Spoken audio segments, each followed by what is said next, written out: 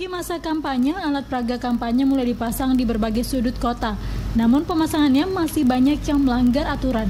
Seperti alat peraga kampanye calon legislatif berbentuk baliho, pamflet, spanduk maupun stiker yang berada di Jalan Gatot Subroto dan Jalan Tebet, Jakarta Selatan, serta Jalan Otista dan JPO di Terminal Kampung Melayu, Jakarta Timur.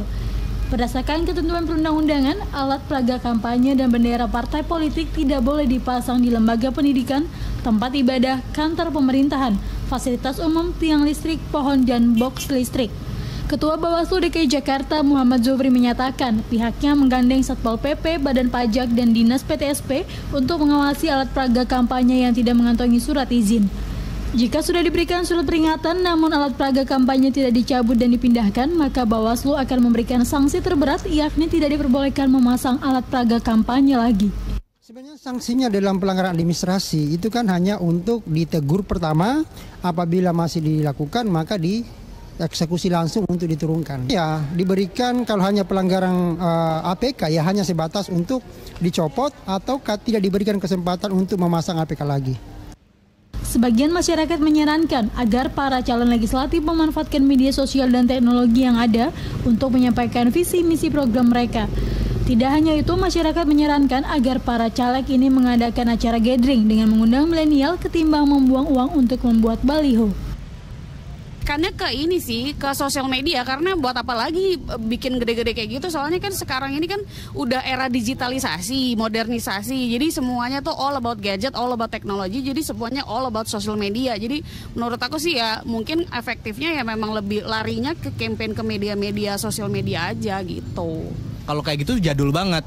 Kan sebenarnya bisa, kalau tindakan peraga bisa pertama di sosial media jelas. Sebenarnya mereka bisa mengadakan kegiatan, misalkan ngadain gathering atau apa, mengundang millennials, ya tinggal kampanye di situ, alat peraga dijelaskan di situ. Itu akan lebih menarik buat millennials daripada hanya ngabis-ngabisin duit buat masang baliho, ditempel di spanduk atau di tiang-tiang. Milenial juga nggak tertarik, lagian ini siapa orang nggak jelas. Melalui surat keputusan KPU nomor 157 dan 156 yang mengatur lokasi pemasangan alat peraga kampanye untuk pemilu 2019 mendatang, seperti di jalur protokol, rumah ibadah, sekolah, sarana umum dan fasilitas umum, serta tempat-tempat seperti terminal ini tidak diperbolehkan untuk memasang alat peraga kampanye pada pemilihan umum 2019 mendatang. Namun di sejumlah jalan protokol di wilayah DKI Jakarta masih terlihat banyaknya alat peraga kampanye untuk Pileg 2019 mendatang.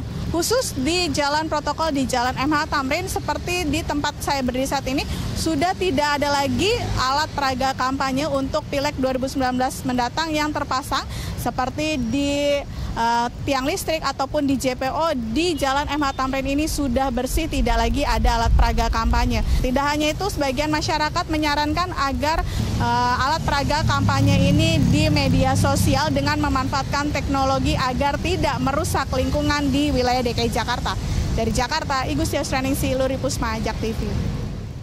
Lanjutkan dialog dengan Mbak Dian. Mbak Dian tadi mengatakan bahwa Mbak Dian merasakan ada kemudahan karena Mbak Dian punya akses langsung dengan pasangan Prabowo Sandi. Lalu bagaimana dengan nasib caleg yang mungkin ada di daerah-daerah dan mereka popularitasnya tidak terlalu terkenal dan tidak punya akses langsung dengan pasangan Capres-Cawapres?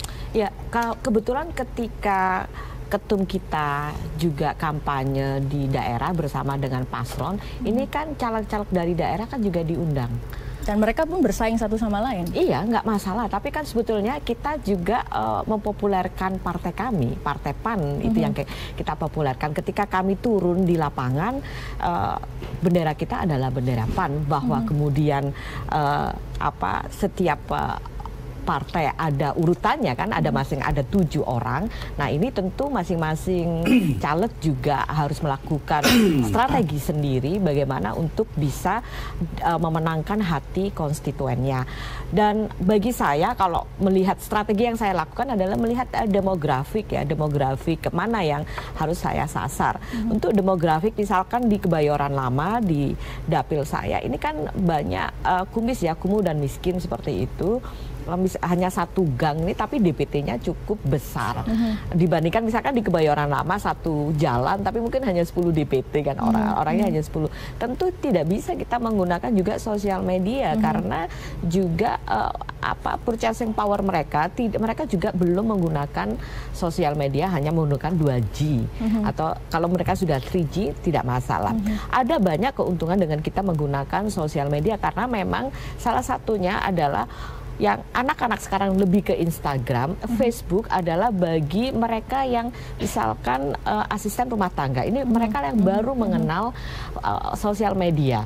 Nah ini kan mereka baru mengenal dan itu bisa kita targetkan karena apa, di Facebook juga kan ada target audience kita dan itu bisa kita pilih. Jadi tentu kita harus melihat kalau misalkan saran dari berita yang sebelumnya adalah mestinya kita memanfaatkan sosial media, tapi kita harus tahu demografi kita itu seperti apa. Komunikannya siapa? Ya, kalau double saya juga di luar negeri juga, saya bisa beberapa pesan, beberapa posting itu juga saya targetkan khusus misalnya perlindungan tenaga kerja Indonesia di luar negeri. Biasanya saya akan memberikan target demografik untuk di Saudi dan di Malaysia dan juga di Hong Kong dan Korea Selatan atau Taiwan. Nah ini menjadi target audience, memudahkan kita. Bayangkan kalau misalkan saya harus bawa spanduk berat banget pergi ke Hong Kong, berapa besar biayanya. Memang teknologi sosial media membantu bagi para caleg dan budgetnya juga bisa kita atur juga sesuai dengan kebutuhan kita. Oke, saya ke Mas Badar. Mas Badar, kalau yang dialami oleh kawan-kawan dari Partai Berkarya, tantangan di lapangan paling berat apa? Ya, ini partai baru ya, tentunya sosialisasi kita. Salah satunya ya bagaimana partai ini dikenal dulu oleh masyarakat, khususnya di konstituen kita sesuai dengan dapil masing-masing. Tentunya masing-masing daerah juga tidak sama, tidak semua juga harus kita lewat medsos. Butuh juga alat peraga yang memang langsung menyentuh di desa-desa, di kampung-kampung sana yang mungkin saja ada daerah-daerah yang belum bisa mengakses jaringan internet misalnya, sehingga itu memang harus door to door, harus face to face, bagaimana meyakinkan pemilih. Radio komunitas, Orari misalnya.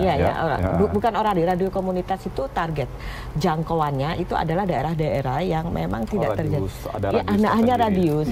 Ketika ada bencana seperti kemarin gempa atau tsunami atau kemarin tsunami di Banten ini, radio komunitas ini berperan cukup besar karena saluran internet kan belum ada. Nah ini sebetulnya bisa, sebetulnya kawan-kawan caleg kalau misalkan tahu platform mana yang bisa digunakan bisa dimanfaatkan.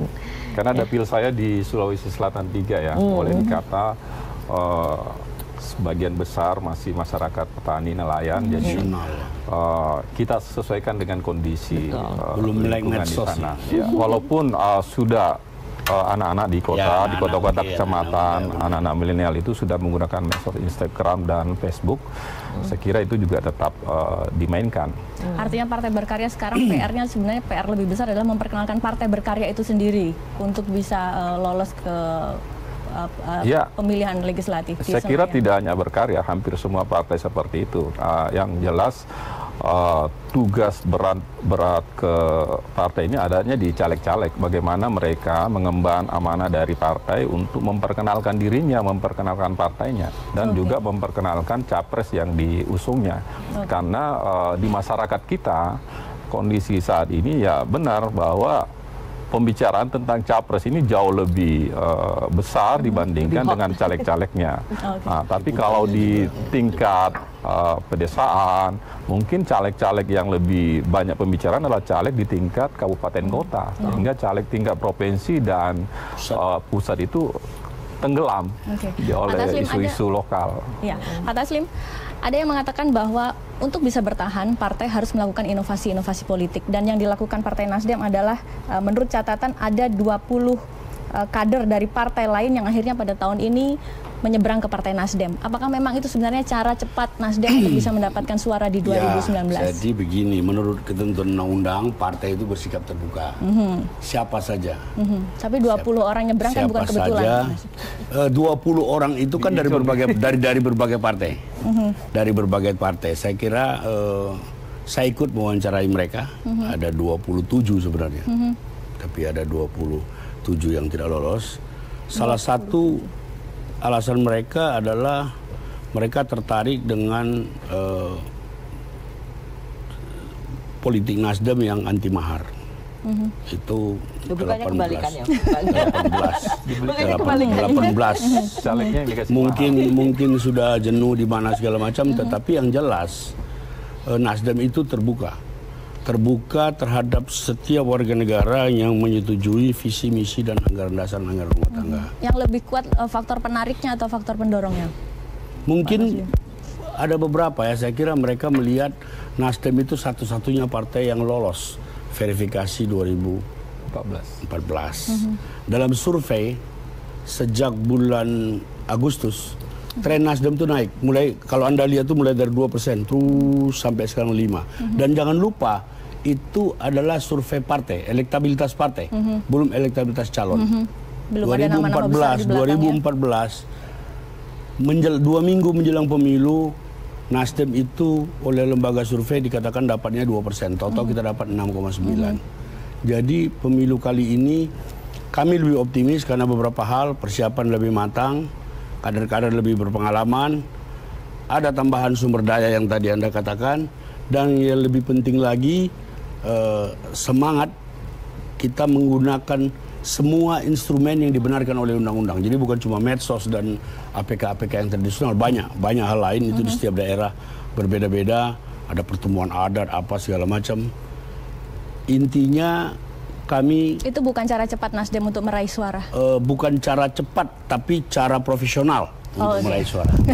Baik saudara, ketika seseorang memutuskan untuk mengikuti pemilihan legislatif, banyak yang mengatakan artinya mereka harus siap dengan finansial yang kuat. Bagaimana persiapan orang-orang di samping saya? Tetap bersama kami di Ruang Demokrasi JAK TV. Cuma punya TV, nggak bisa dipakai sekarang.